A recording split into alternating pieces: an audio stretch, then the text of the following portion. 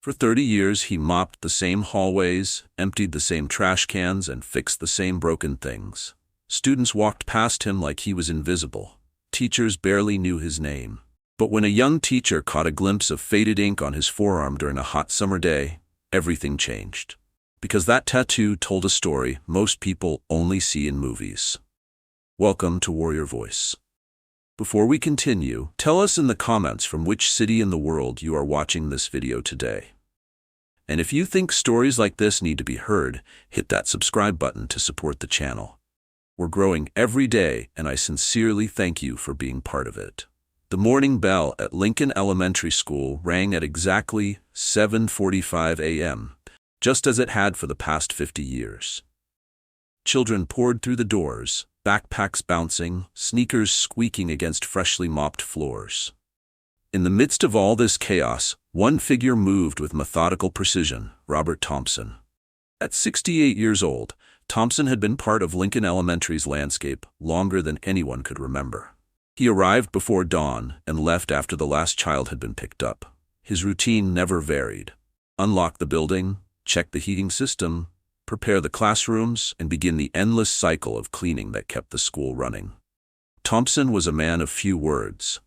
In 3 decades, most teachers could count on one hand the conversations they'd had with him beyond "good morning" and "have a good evening." To the children, he was part of the school's furniture, as permanent and unremarkable as the drinking fountains. Sarah Williams was new to Lincoln Elementary. Fresh out of her master's program, she'd been hired as a second-grade teacher just 2 months ago. At 24, she brought enthusiasm that contrasted sharply with veteran faculty. Sarah noticed things. It was her nature to wonder about the stories behind the people around her. It was during the 3rd week of September, on an unseasonably hot Tuesday afternoon, that everything changed. The school's air conditioning had failed, and by 2 p.m., the building felt like a greenhouse. Sarah stepped into the hallway to ask Thompson about repairs when she saw him bent over his toolbox, sleeves rolled up for the first time since she'd started working there. There, on his right forearm, was a tattoo. Not a modern design, but faded blue-black ink that spoke of decades past. She could make out crossed rifles and an eagle, with text beneath that she couldn't quite read. Thompson noticed her gaze and immediately pulled his sleeve down, but it was too late. Sarah had seen it, and something about the design nagged at her memory. That evening, Sarah sat at her laptop. Her grandfather had been in Vietnam, and she'd grown up hearing his stories. She pulled up Google Images and typed "Vietnam War Tattoos, 1st Cavalry." The results made her catch her breath. There it was, the exact design she'd glimpsed on Thompson's arm. Her grandfather had served with the 1st Cav. He'd told her they were called the First Team, and they'd seen some of the heaviest fighting in Vietnam. The Ia Drang Valley, the Tet Offensive, countless unnamed skirmishes in the jungle. The next morning, Sarah approached Thompson during lunch break. He was replacing a burnt-out fluorescent bulb with the same precise movements she'd observed in everything he did. "Mr. Thompson," she said gently, "I hope you don't mind me asking, but were you in the military?" Thompson's hands stilled on the light fixture. For a long moment, he didn't respond. "Why do you ask?" "I saw your tattoo yesterday. My grandfather was 1st Cav too, Vietnam." Thompson climbed down from the ladder slowly.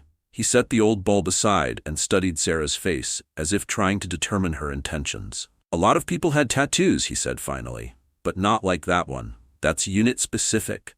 My grandfather explained it to me. The crossed rifles, the cavalry insignia, that's earned, not chosen." Thompson was quiet for a long time. Around them, the school bustled with its usual midday energy, but in their small bubble of conversation, time seemed suspended. "Your grandfather make it home okay?" Thompson asked. "He did, physically anyway. He used to say the war followed him home in other ways." Thompson nodded slowly, as if that answer confirmed something he'd already known. "They usually do." Over the following days, Sarah found herself in more brief conversations with Thompson. Nothing deep or personal, just small exchanges about the school, the weather, daily challenges. But gradually she began to see glimpses of the man behind the quiet exterior. She learned that he'd been hired at Lincoln Elementary in 1993, just a few years after the last American troops had left Vietnam. He'd started as a maintenance assistant and worked his way up to head custodian, though he'd never asked for recognition. It was during the 4th week of October that Sarah finally learned the full scope of Thompson's story. She was staying late to prepare for parent-teacher conferences when she heard voices from the main office. One voice she recognized as Principal Hendricks, but the other was unfamiliar, gruff, older, with authority that came from years of command. She saw Thompson standing with a man in his 70s wearing a Veterans Affairs cap. The stranger was studying Thompson with intense focus. "I knew it," the older man was saying. "I told my wife, I said that man moves like first cav, you can always tell." Thompson looked uncomfortable, shifting his weight like he wanted to escape. "What unit?" the stranger pressed. "I was Alpha Company, 1st Battalion, 7th Cavalry." Thompson hesitated, then answered quietly, "Bravo Company, 2nd Battalion." The older man's face lit up. "2nd of the 7th. You boys were at Ayadrang, November 65. Sarah saw Thompson's entire body tense at that name. Even she knew about Ayadrang, one of the first major battles of the Vietnam War, a brutal 3-day engagement. "You were there," the stranger continued. "That was hell on earth. How old were you, son?" 19, Thompson answered. "Jesus, 19 years old in that valley of death."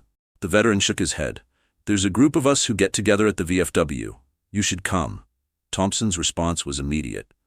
"I don't talk about the war. Son, I understand. Took me 20 years before I could say the word Vietnam out loud, but isolation isn't healing." The older veteran pulled out a business card. "Name's Bill Crawford. If you ever want to talk to someone who was there, you know where to find me." That night, Sarah couldn't stop thinking about what she'd witnessed. Ia Drang wasn't just any battle. It was a defining moment of the war. She spent hours reading about the 1st Cavalry Division's role, about young soldiers who'd fought and died in that valley. The next morning, she approached Thompson during lunch break. "Mr. Thompson, I overheard part of your conversation yesterday. I want you to know that I understand why you might not want to talk about it, but I also want you to know that if you ever do want to talk, I'm a good listener." Thompson turned around slowly, and for the first time Sarah saw something vulnerable in his expression. "What did your grandfather tell you about the war?" "Mostly that it was complicated, that the people who sent them didn't understand what they were asking them to do, and that the people who welcomed them home didn't understand what they'd been through." Thompson nodded. "That sounds about right." He also said the worst part wasn't the fighting, it was coming home and pretending to be normal when nothing felt normal anymore. Thompson's eyes met hers, and she saw recognition there, someone who'd found another person who understood. "Ia Drang was my first taste of combat," he said quietly. 3 days in November 1965, we were supposed to be testing air mobility, helicopters bringing troops directly into battle. What we got was a lesson in how quickly things can go wrong. Sarah waited, sensing this was the first time in decades Thompson had voluntarily spoken about his war experience. "I was a radio operator, 19 years old, fresh out of training, carrying a PRC-25 radio that made me a priority target. RTO, radio telephone operator. We had a saying, RTO means rather take off, because everybody wanted to shoot the guy with the radio." He paused, his hands absently straightening supplies. "The fighting was unlike anything they'd prepared us for. Close quarters combat in thick jungle, enemy soldiers who knew the terrain better than we knew our hometowns." Thompson's voice grew quieter, more distant. "Second day of fighting, my squad leader got hit, took a round in the chest, went down hard. I was supposed to stay with the radio, maintain communication, but he was bleeding out and the medic was pinned down. I made a choice, left the radio, went to help, dragged him maybe 50 meters to cover, got him stabilized. He lived, made it home to his wife and kids." "That was heroic," Sarah said softly. Thompson shook his head. "That was just what you did. But while I was gone from the radio, my platoon lost contact with the company. For maybe 10 minutes we were on our own in the middle of a firefight. After that, I couldn't get comfortable with radios.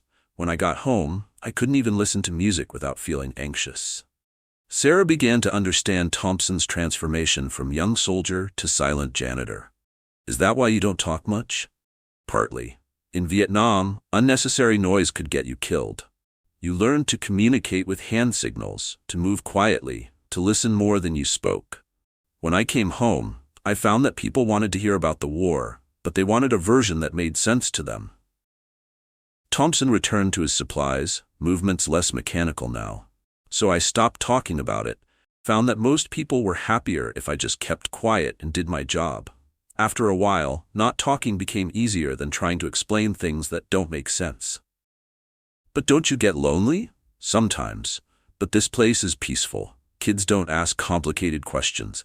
They just accept that I'm here to keep the school clean and safe. Is that enough? It has been. For 30 years, it's been enough. As November turned to December, Sarah began to see how Thompson's war experience had shaped his entire approach to life. His meticulous maintenance wasn't just about cleanliness, it was about creating order and safety. His early arrival and late departure weren't just work ethic, they were routine that kept difficult memories at bay. One December morning, Sarah found Thompson staring at student artwork, second-grade drawings of family members in various occupations. Emma Wilson drew her grandfather, Thompson said. Says he was a soldier. She asked me yesterday if I knew any soldiers. I told her no. But that's not true. I haven't thought of myself as a soldier in a long time. After you get out, after people stop calling you by rank, you start to think of your military service as something that happened to someone else. But it wasn't someone else, it was you. Yeah, it was me. That afternoon, Sarah made a decision that would change everything. I have an idea. Veterans Day is next week. Every year the school does a little program. Kids sing patriotic songs. We talk about honoring people who served. This year, I think you should speak to the kids. Thompson's reaction was immediate. Absolutely not. These kids see you every day, but they don't really see you. You have a story that could help them understand what service means. I told you, I don't talk about the war. You've been talking to me about it. That's different.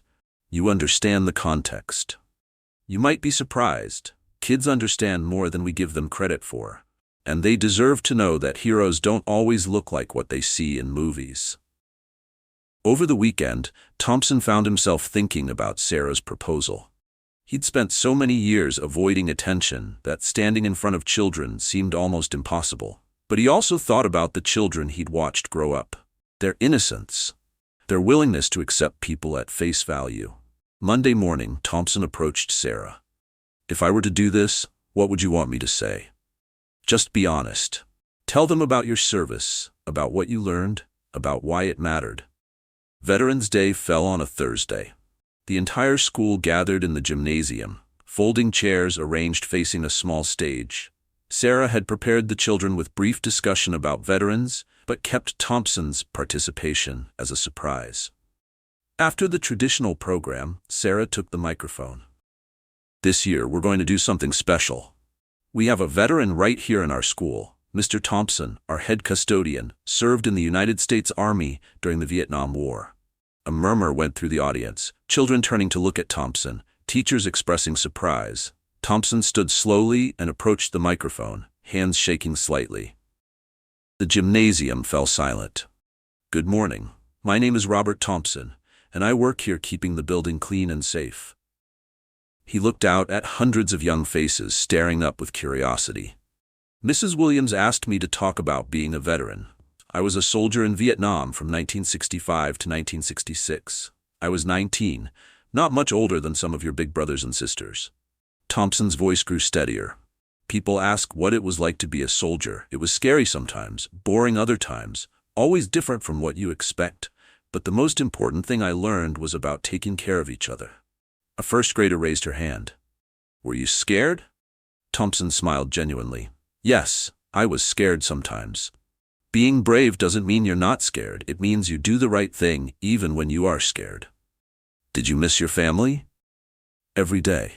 I wrote letters home, and my mother sent me cookies that usually arrived broken, but still tasted like home.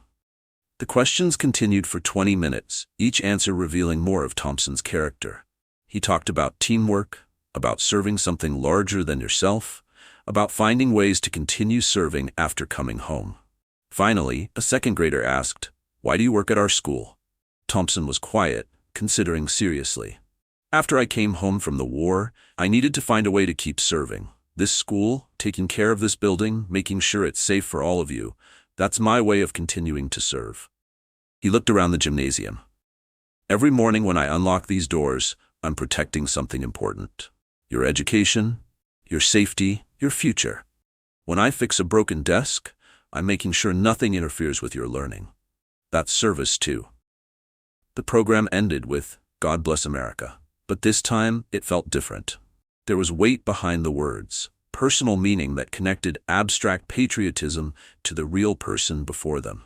After the assembly, children who had never noticed Thompson began seeking him out. They'd wave in the hallways, thank him for his service, ask follow-up questions. Teachers approached him with newfound respect, sharing stories of relatives who'd served. 2 weeks later, Bill Crawford stopped by the school again. This time, Thompson didn't try to escape.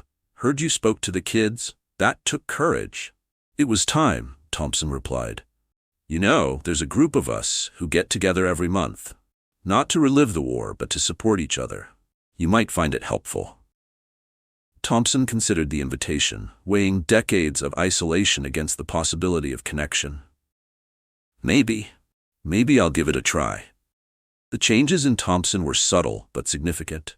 He began engaging more with the school community, sharing expertise when teachers needed help, offering perspective during discussions about service. He remained quiet and efficient, but the silence no longer felt like hiding. 6 months later, Thompson stood in the gymnasium again, this time as honored guest at the end-of-year ceremony. Principal Hendricks was presenting him with special recognition for 30 years of service. "Mr. Thompson has been the backbone of our school for 3 decades. This year, he shared his remarkable story of military service with our community." As Thompson accepted the plaque, he looked out at assembled children and families. "Thank you.